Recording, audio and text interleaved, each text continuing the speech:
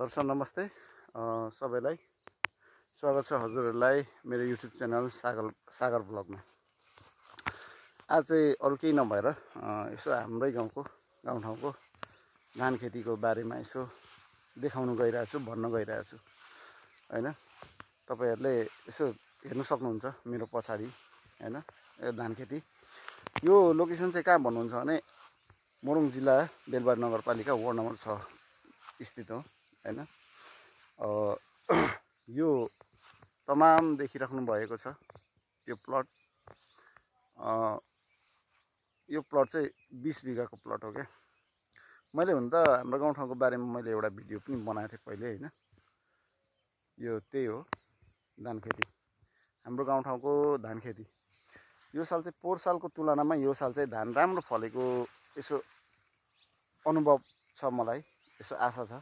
किनकि पोहोर साल त्यति राम्रो फलेको थिएन र यो साल सबैले प्राय सधैँभरि रन्जित धान, झुप्पे मुन्सुली पनि भन्छ, रन्जित पनि भन्छ, मनसुलीको ठाउँमा विकल्पमा आएको अलिकति उन्नत जातको मुन्सुली जस्तै हो, खानु मिठो हुन्छ यो धान पनि। तर यो धान चाहिँ राधाबारा है। प्राय यो प्लटमा योमा प्राय सबैले रन्जित हाल्नुहुन्छ। हाम्रो पनि रन्जितै धान छ, झुप्पे मनसुली नै। यो चाहिँ राधाबारा हो, देख्नुहुन्छ। राधाबारा चाहिँ भुजा बनाउँछ नि, यही धानको भुजा बनाउनु चाहिँ हैन। अनि यिनीहरू चाहिँ भयो रन्जित धान, झुप्पे मुन्सुली भन्छ, रन्जित भन्छ। पहिले मनसुली थियो, मनसुलीको विकल्पमा आएको धान हो हैन।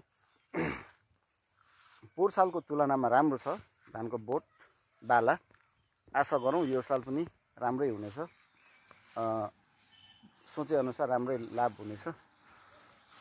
किसानले दुःख गरे अनुसार, हामीले दुःख गरे अनुसार राम्रै हुनेछ।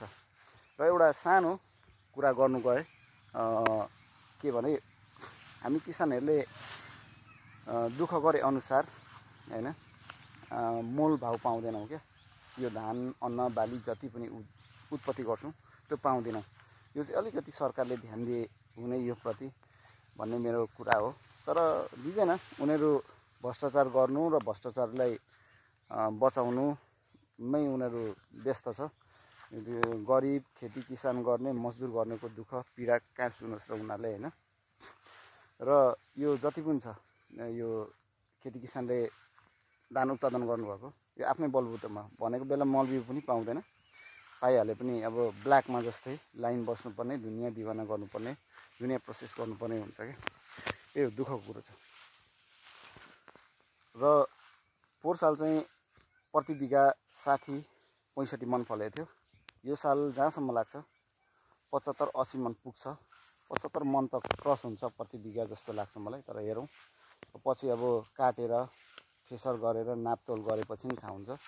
तर मैले चाहिँ कुन अन्दाजमा भनेको भन्दा यो बोट राम्रो छ एक, अर्को कुरा बाला राम्रो छ क्या। तपाईँहरूले हेर्न सक्नुहुन्छ। त्यो भएकोले मैले चाहिँ त्यो अन्दाज गरेको। पोहोर साल यस्तो थिएन, बोट बाला बिरुवाहरू यस्तो राम्रो थिएन हैन।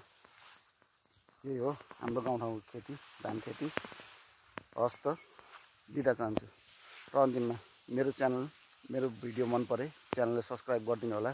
आगामी दिनहरूमा यस्तो भिडियो लिएर आउने नै छु। हस् त, धन्यवाद।